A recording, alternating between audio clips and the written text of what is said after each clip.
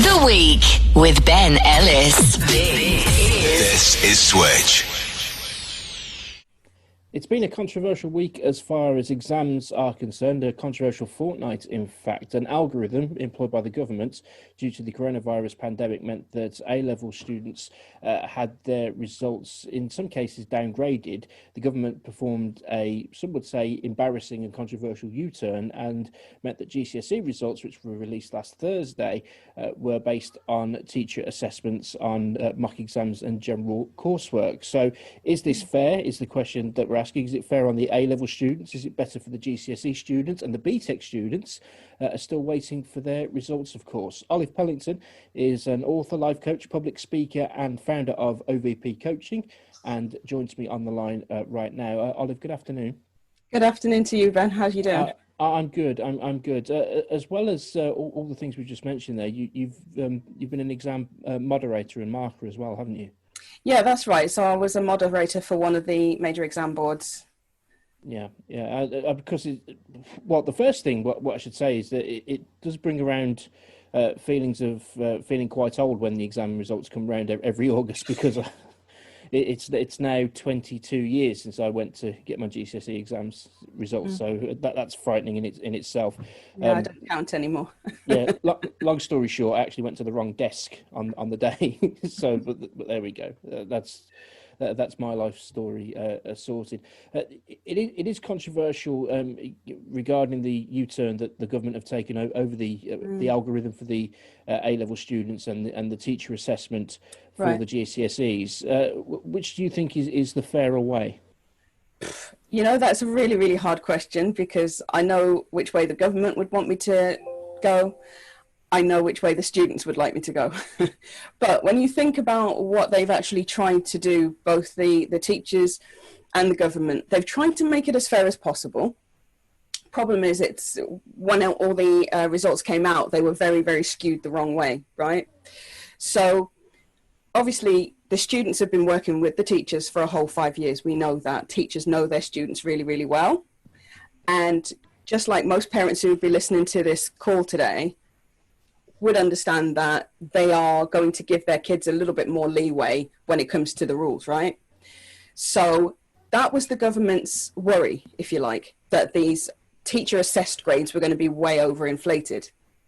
So what they tried to do is to bring in that algorithm to straighten that out. Now, I can tell you as an exam marker or a past exam marker, you know, when you're marking exams, when students do their exams, you don't actually get to see who that student is. So it is a very, very rigid process that we go through when marking exams. So if there is a fair way, and I'd go anyway, it would be to do an exam, but we didn't have that option this year.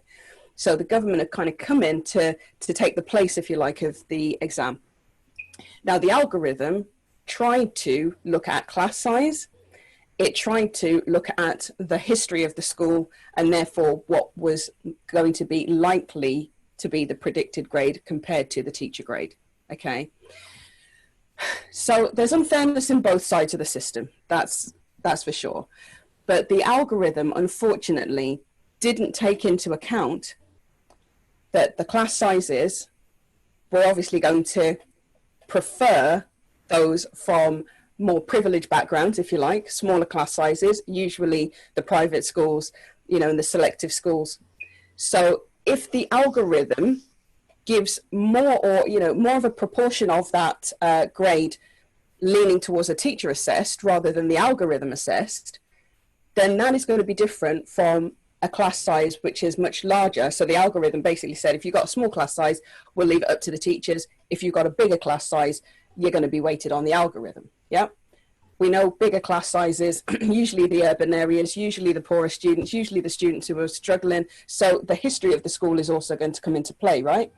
So the algorithm kind of didn't take into account the students who were in these larger class sizes who would have done well, but school history has let them down. So they've been penalized in multiple ways. Whereas those in the smaller class sizes, the more affluent areas, you know, they were left up to teacher assessment. And as I said to you there, you know, the leeway there is much more generous than it would have been for some of the inner city schools, let's say. So both are, both have their issues, both have their problems. I would say we tried to make the best of a bad situation, and I don't think we got it right in time. That's what I would say. You say we, I mean, is that collectively, governments?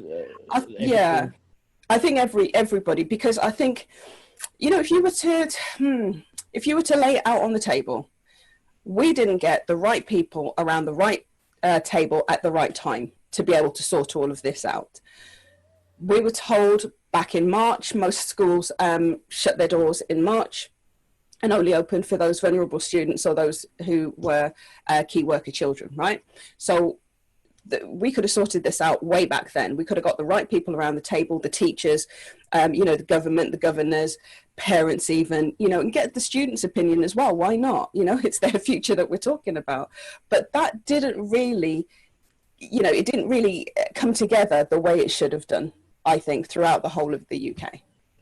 So the perception of it is that the GCSE students get the better end of this deal going forward. So yes. Today's GCSE students in 2 years' time are the A-level students. Right. So what happens now for the A-level students who feel that the system has let them down, who are now going to miss out on the university place or the college place that they were hoping to get? What would be your advice? Yeah, I mean, to the A-level students who've been messed around so badly, okay, my advice to them would really be to talk as much as you possibly can to the right people. I mean, I admire them for going out and voicing their opinion and making the government listen. But now, really, they need to start thinking about, right, how do they move forward? The question that you put there. Speak to the university, speak to your teachers, speak to careers advisors even. Because they'll be able to give you the options that you're looking for. If, for example, you can now no longer get your first choice place. So there were a lot of students who, when the first set of results came out, the algorithm results came out, didn't get their first place because they didn't make the grade. So that place was dropped and they've gone off and they've looked for other places at other universities and secured those places. So now they're having to scramble to see whether their first choice is still available or not, right? So it is a bit of a mind trip.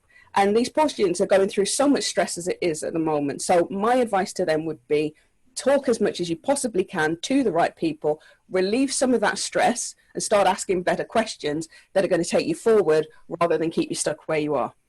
And for the GCSE students who have potentially got the better end of this deal, as we've said, I think we should focus here on, I don't know what the number is, of course, we're just plucking things out of the air, but there would be plenty of GCSE students who, because I know I've been there myself, we've all been there, where they've done really well throughout the 2 years of the coursework and everything that they're doing to put into their grades, but just go to pieces when the exam comes round. They've been fortunate now in that they haven't had to sit the exam and they've been given what they need based on what the teacher, who they've built a rapport with over 2 years, that has suggested that should be the case for their results. Is it important for those students to really grasp this opportunity that's really fallen into their lap now? That they may have struggled with the exam when it came around. I mean, I think I'd want to sort of stop you on that. They've got the best end of the deal, simply because yes, all right, they've managed to get a grade at the end of the day. Okay, they've not been messed about like the A-level students, but they haven't had to go through that whole GCSE course. Okay, and the issue with that is they've been out of education for a long time. I think I see your point. I mean, they've missed a term effectively, haven't they? From March to the I see what you're saying. So that the input that they would have gotten and the support they would have gotten, and I mean, I'll pick you up on this because I know there's going to be a lot of parents saying exactly the same thing. And what you've got to remember is that children, of all ages, even adults, to be fair, we need that consistent, don't we? We need that consistent input to be able to get that habit, that learning habit, to get the brain cells working and to retain that information.